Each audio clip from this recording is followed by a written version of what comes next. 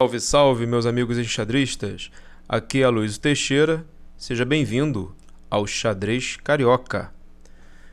Nesse nono vídeo, nós vamos estudar um pouquinho, uma breve introdução da abertura Orangotango. Sim, meus amigos, existe uma abertura com esse nome, por incrível que pareça, e por trás dessa abertura existe uma historinha bem interessante. Se você ainda não viu o 8º vídeo, dá uma pausazinha agora, vai lá no vídeo 8. É um videozinho curto, tem cerca de 4 minutos. Eu faço uma crônica, uma historinha bem bacana, contando um pouquinho, de uma forma bem lírica, a história dessa abertura Orangotango. É bem bacana. Dá um pulinho lá no vídeo 8, assiste, depois retorna aqui para o vídeo 9, porque aqui nesse vídeo nós vamos dar uma olhadinha nas ideias gerais dessa abertura. Vamos falar sobre seus conceitos. Essa abertura também é conhecida como abertura polaca e abertura Sokolski. Se é assim que se fala, não sei. Mas aqui na descrição do vídeo eu vou colocar os outros nomes dessa abertura. Bom, chega de enrolação. Essa abertura não é nada mais que simplesmente pegar o peão de B e colocá-lo 2 casas à frente, para a casa B4. É uma abertura bem diferente, Abrir com um peão lateral assim, 2 casas. Essa abertura ela tem uma característica que é o avanço meio que precoce, talvez. Um avanço aqui desse peão de B, já com a intenção de realizar o fianqueto, As brancas deixam bem claras aqui a sua intenção de no próximo lance fianquetar o bispo para B2. E basicamente o planozinho aqui que as brancas vão ter ao decorrer da abertura é apoiar o peão de B com o avanço aqui do peão A3. Futuramente vão ter que tentar conter esse centro, jogando ou D3 ou E3, desenvolver o cavalo e, após liberar também aqui a casa do bispo, rocar curto. Basicamente é esse o planozinho. Agora, muita coisa pode acontecer em resposta à abertura Sokolski. Existe um mestre internacional já falecido, inclusive, não vou conseguir agora me recordar o nome dele, mas esse mestre internacional brasileiro, ele comentou uma vez quando jogaram essa abertura contra ele, que não teria graça jogar contra essa abertura porque ele poderia responder qualquer coisa. Mas não é bem por aí. É lógico que existem respostas que são mais utilizadas aqui pelas negras.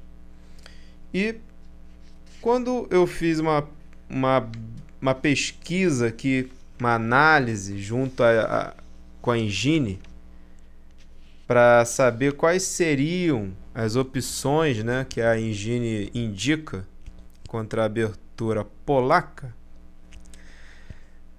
Para meu espanto, coincidentemente ou não, as engines elas indicam para os 5 primeiros melhores lances, né?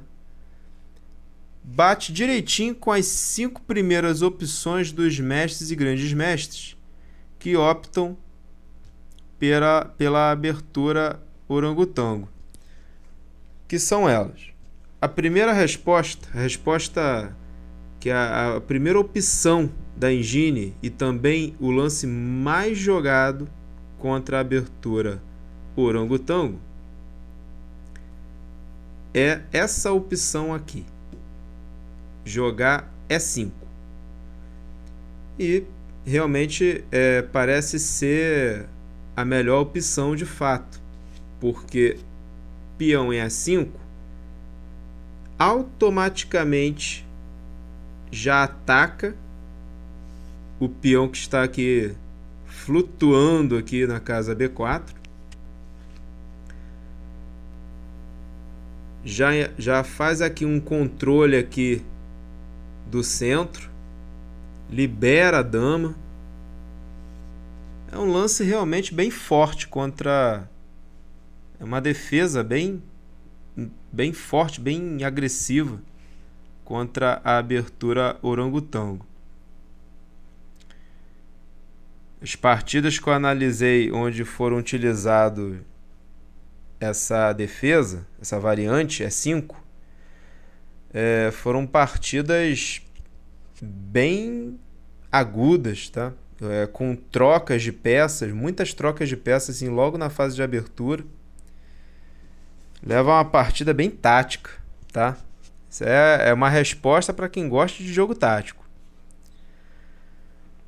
Agora, se você não é um enxadrista tático, como eu, não sou, definitivamente eu não sou um enxadrista tático. Se você, assim como eu, é um enxadrista posicional, um enxadrista que gosta de um jogo mais tranquilo, você pode optar por D5. Leva um jogo mais tranquilo, sem grandes trocas na fase inicial da partida. Vai levar a um jogo aí bem mais estratégico, evitando trocas logo no início.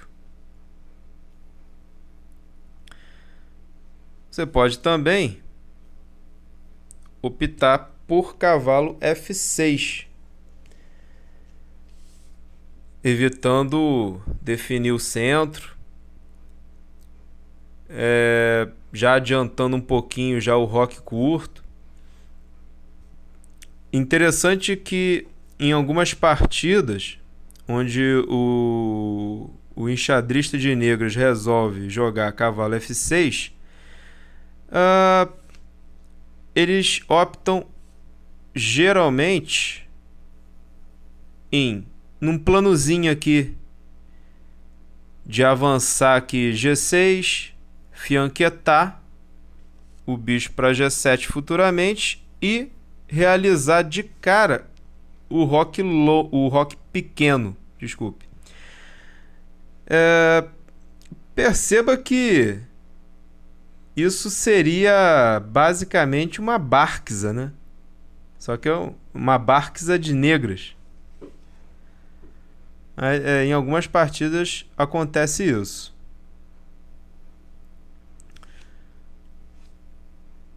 Interessante, né? Como as negras elas podem utilizar de ideias, né, que são próprias de aberturas das brancas.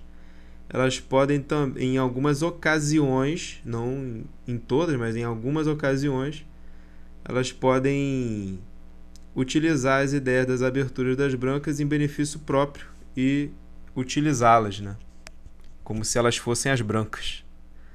É bem bacana isso. Outro lance, é o quarto lance mais utilizado, seria C6. Talvez C6, o enxadrista que opte por essa variante, ele queira emular os elementos de uma Caro-Kann, né? Futuramente avançando aqui para D5. As partidas que utilizam essa variante, geralmente ocorre uma briga intensa na ala da dama e o centro, geralmente o centro fica bem bloqueado. É um jogo bem posicional. E por último, mas não menos importante, as negras utilizam a variante E6,